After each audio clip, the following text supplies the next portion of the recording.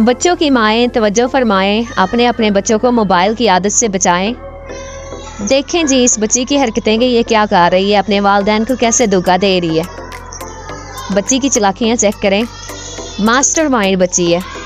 अभी आप देखिएगा कि आगे आगे क्या हो रहा है।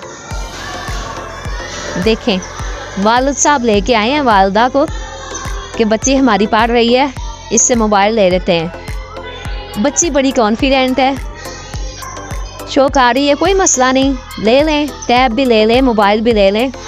मैं सोच रही हूँ इसके पास इतने ज़्यादा मोबाइल आ कहाँ से गए हैं। चेक करें, जैकेट के अंदर भी मोबाइल, बैग पे भी मोबाइल, लैपटॉप, टैब।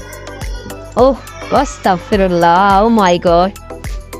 ओह बच्ची की मम्मा उसे वार्न कर रही है कि पढ़ो अब, अगर मैंने तुम्हें मोबाइल देखते हुए देख लिया तो अपना हाल देख लेना। लेकिन ये भी तो बच्चे हैं और वो देख रही है देख रही है कि मैंने कैसे धोखा दिया वालिदैन को।